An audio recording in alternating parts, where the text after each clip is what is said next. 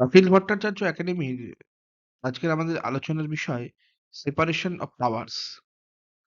রাষ্ট্রবিজ্ঞানের বা পলিটিক্যাল সায়েন্সের comparative government and পলিটিক্সের এটি পড়ানো হয়।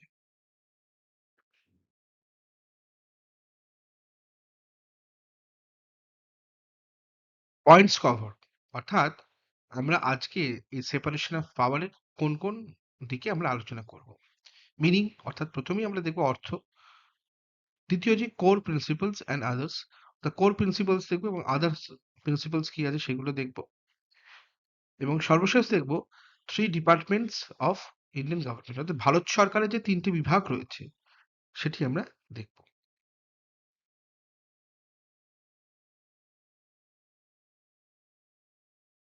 মিনিং অফ সেপারেশন অফ পাওয়ার অর্থাৎ ক্ষমতার স্বতন্ত্রীকরণ নীতির অর্থ। খুব সাধারণ অর্থে ক্ষমতার স্বতন্ত্রীকরণ নীতি ব্যাখ্যা করতে গেলে বলতে হয় যে এই নীতির মাধ্যমে বলা হচ্ছে যে সরকারের যে তিনটি বিভাগ রয়েছে বা তিনটি ব্রাঞ্চ রয়েছে, যেটাকে আমরা কি জানি, এক্সিকিউটিভ অর্থাৎ প্রশাসন, লেজিসলেটিভ অর্থাৎ আইন বিভাগ এবং জুডিশিয়ারি বিচার বিভাগ, এই তিনটি বিভাগ সম্পূর্ণ পৃথকভাবে কাজ করবে। একটি বিভাগ অন্য বিভাগের কাজে হস্তক্ষেপ করবে এবং পৃথক থাকবে।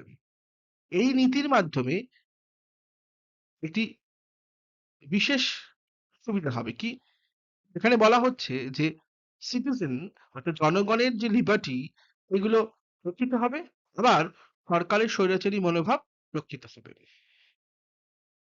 এই যে চিন্তাধারা অর্থাৎ সেপারেশন অফ পাওয়ারের যে চিন্তাধারা, এই চিন্তার যে প্রবক্তা সেটা তিনি হলেন মন্তেস্কু, অর্থাৎ ফরাসি political thinker, French political thinker Montesquieu. তিনি তার গ্রন্থ the spirit of the laws এই গ্রন্থে তিনি ব্যাখ্যা করেছেন। এই গ্রন্থটি প্রকাশিত হয়েছে 1748 অর্থাৎ 1748 সালে।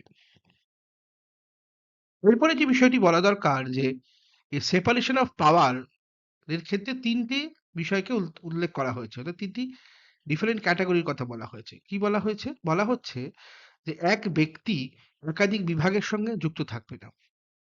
অর্থাৎ আমরা যদি সংসদীয় গণতান্ত্রিক কাঠামোতে দেখি সেখানে দেখি যে আইনসভায় যদি সংখ্যাগরিষ্ঠতা অর্জন করে তাহলেই সরকার গঠন করে। তাহলে এক ব্যক্তি প্রশাসন এবং আইন বিভাগের সঙ্গে যুক্ত, কিন্তু এখানে সেটি হবে না। এখানে বলা হচ্ছে এক ব্যক্তি একাধিক বিভাগের সঙ্গে যুক্ত থাকতে পারবেন না। দ্বিতীয় কি বলছে? দ্বিতীয় বলছে একটি বিভাগ, সরকারের একটি বিভাগ অন্য বিভাগের কাজে ইন্টারফেয়ার করবে না বা হস্তক্ষেপ করবে না। তৃতীয় কি বলছে? তৃতীয় বলছে যে সরকারের কাজকর্মের ক্ষেত্রে একটি বিভাগ অন্য বিভাগের কাজও করবে না। তার মানে সেপারেশন অফ পাওয়ার হচ্ছে এমন একটি নীতি যার মাধ্যমে সরকারের তিনটে বিভাগকে পৃথক করা হয়েছে এবং এর মাধ্যমে সরকারের যে তিনটে বিভাগ, এক্সিকিউটিভ, লেজিসলেটিভ এবং জুডিশিয়ারি, এর স্পেসিফিক ওয়ার্কের কথা বলা হয়েছে, যাতে করে প্রত্যেকে প্রত্যেকের মতন কাজ করবে, সেখানে কোনো ধরনের ইন্টারফেয়ারেন্স বা এক ব্যক্তি একাধিক বিভাগের সঙ্গে যুক্ত থাকতে পারবে না। এবং এই যে চিন্তাধারা, এই চিন্তাধারার মাধ্যমে কি হবে, সরকার স্বৈরাচারী হতে পারবে না এবং জনগণের যে স্বাধীনতা, জনগণের যে অধিকার সেগুলি রক্ষিত হবে। খুব সামান্য অর্থে আমরা সেপারেশন পাওয়ারের অর্থটি বুঝতে পারলাম।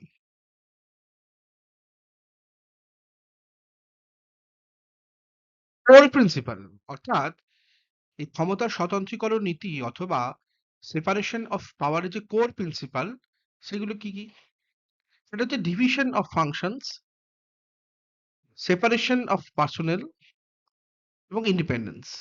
প্রথমে কি বলছে? Division of functions. Division of functions বলছে যে কার কি কাজ।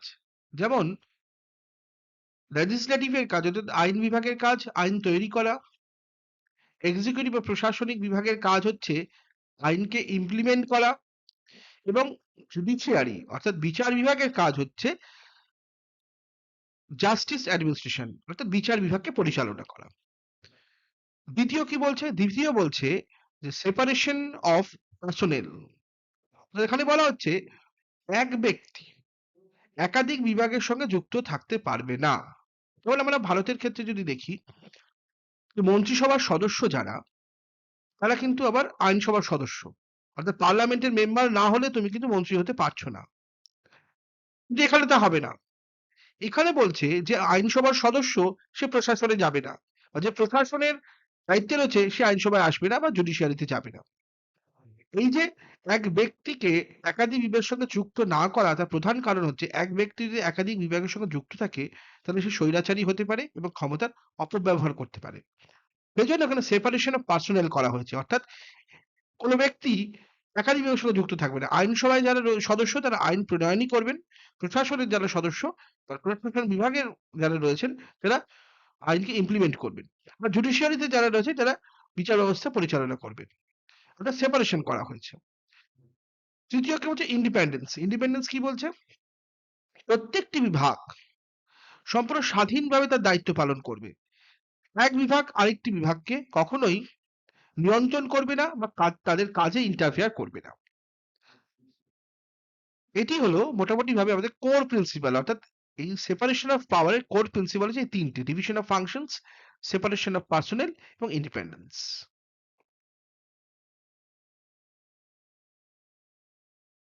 ওদার প্রিন্সিপালস কি বলা হচ্ছে? চেকস অ্যান্ড ব্যালেন্স এবং purpose and benefits. Checks and balance কেন?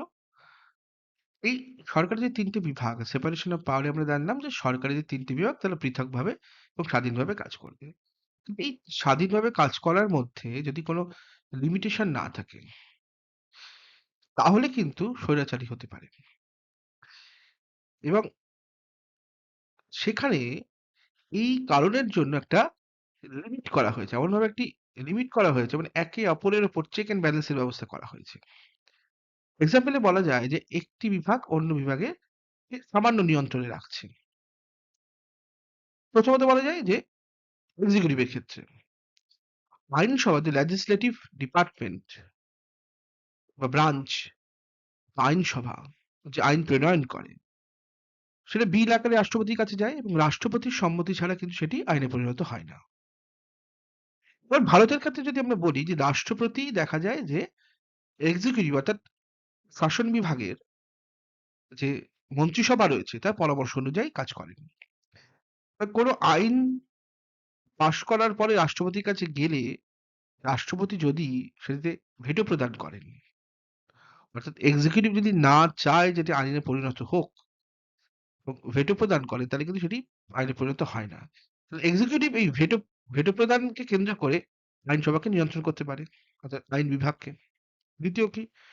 দ্বিতীয় সরকারি যে সমস্ত ব্যয়, প্রশাসনের যে সমস্ত ব্যয়, শাসন বিভাগের সমস্ত ধরনের ব্যয় সেটি কিন্তু আইনসভার অনুমোদন সাপেক্ষ অর্থাৎ আইন বিভাগের অনুমোদন সাপেক্ষ। সেক্ষেত্রে যদি আইন বিভাগ এই অনুমোদনের না করে বা অনুমোদনে কাটছাঁট করে অর্থ অনুমোদনে তাহলে কিন্তু এক্সিকিউটিভ সেই অর্থ বরাদ্দ করতে পারে না। এইভাবে নিয়ন্ত্রণ করতে পারে। এছাড়া বিভিন্ন অ্যাপয়েন্টমেন্টস এর ক্ষেত্রেও কিন্তু এই এক্সিকিউটিভকে লেজিসলেটিভ নিয়ন্ত্রণ করে। এবারে জুডিশিয়ারি। জুডিশিয়ারি কেন? জুডিশিয়ারি হচ্ছে এই আইনের রিভিউ করে দেয় করে বিচার বিভাগ। সরকারের একদিকে যেরকম এক্সিকিউটিভের ক্ষেত্রে বলা যায়, এক্সিকিউটিভ যদি কোনো প্রশাসন যদি কোনো এমন সিদ্ধান্ত গ্রহণ করে যা হিতকর নয়, জনহিতকর নয়, তাহলে সে সিদ্ধান্তকে কিন্তু বিচার বিভাগ বাতিল করে দিতে পারে।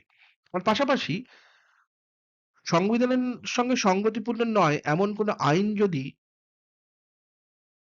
আইন বিভাগ অনুমোদন করে বা পাশ করে তাহলে কিন্তু বিচার বিভাগ সেটি বাতিল করতে পারে। এবার বিচার বিভাগকে নিয়ন্ত্রণ করার প্রসঙ্গ আসছে। আমরা সকলেই জানি যে বিচারপতি যারা রয়েছে তাদের ইমপিচমেন্ট প্রসেসে তাদের অপসারণ করা হয়। প্রসেস ইমপিচমেন্ট বলা হয়। ইমপিচ করা অর্থাৎ অপসারণ করা হচ্ছে। এই অপসারণ করবার ক্ষেত্রে কিন্তু লেজিসলেচার অর্থাৎ আইন বিভাগের একটা অত্যন্ত গুরুত্বপূর্ণ ভূমিকা রয়েছে। এই ইমপিচমেন্টটাকে কেন্দ্র করে কিন্তু আইন বিভাগ বিচার বিভাগকে নিয়ন্ত্রণ করতে পারে। এবার আসি purpose and benefits prevent ternary. আমি প্রথমেই বলেছিলাম যে স্বৈরাচারকে অর্থাৎ সরকারের যে স্বৈরাচারী মনোভাব থেকে নিয়ন্ত্রণ করতে পারে। কেন? এই ক্ষমতা যেহেতু বিভাজিত তিনটে বিভাগের আলাদা আলাদা ক্ষমতা রয়েছে, সেই জন্য স্বৈরাচার বা অটোক্রেসি আসা সম্ভব নয়। দ্বিতীয় কি? Protect rights. তো জনগণের অধিকার যথাযথভাবে সংরক্ষিত হয় এই ব্যবস্থার মাধ্যমে, অর্থাৎ separation of power. Enhance accountability. সরকার অনেক বেশি দায়িত্বশীল হয়, রেসপন্সিবল হয় জনগণের কাছে এই ব্যবস্থাতে। এবং কি বলছে? Increases efficiency. এই যে স্পেসিফিকেশন অফ ওয়ার্ক করা হয়েছে, অর্থাৎ প্রত্যেকটি কাজ আলাদাভাবে এখানে রয়েছে বিভাগগুলোর জন্য, অর্থাৎ আইন বিভাগের নির্দিষ্ট করা কাজ, বিচার বিভাগের নির্দিষ্ট করা কাজ, শাসন বিভাগের নির্দিষ্ট করা কাজ। এই যে কাজের যে স্পেসিফিকেশন করা আছে, এতে কি হচ্ছে? এফিসিয়েন্সি বাড়ছে। তাহলে আমরা মোটামুটি ভাবে বুঝতে পারলাম সেপারেশন অফ পাওয়ার।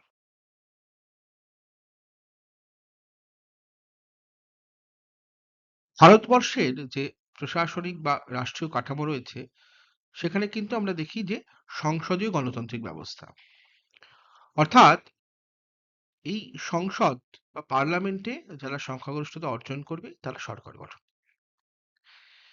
কিন্তু বোঝার জন্য, যাতে করে যারা আমেরিকার অ্যাডমিনিস্ট্রেশন জানেন না, তাদের খুব সহজে বোঝানোর জন্য এই ভারতের স্ট্রাকচারটি সামনে রাখা হয়েছে।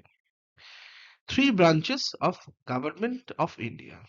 সরকারের তিনটে বিভাগ কি? ভারত সরকারের তিনটে ব্রাঞ্চ কি কি আছে? এক্সিকিউটিভ। এক্সিকিউটিভ মানে হচ্ছে প্রশাসন। প্রশাসনে কারা রয়েছেন?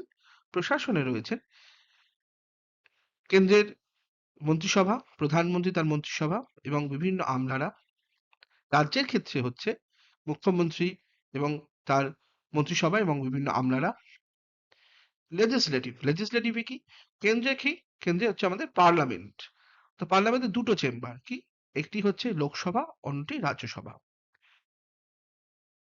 এবং রাজ্যের ক্ষেত্রে কি? রাজ্যের ক্ষেত্রে হচ্ছে বিধানসভা। কারণ আমরা জানি যে বেশিরভাগ ক্ষেত্রে বিধান পরিষদ নেই বেশিরভাগ রাজ্যে। এবং ওই জুডিশিয়ারি, বিচার বিভাগ। বিচার বিভাগ কি? কি রয়েছে? কেন্দ্রের ক্ষেত্রে রয়েছে সুপ্রিম কোর্ট এবং রাজ্যের ক্ষেত্রে রয়েছে হাইকোর্ট এবং অন্যান্য অধস্তন কোর্ট। তাহলে ভারতবর্ষের স্ট্রাকচারটা বোঝা গেল, এক্সিকিউটিভ, লেজিসলেটিভ এবং জুডিশিয়ারি।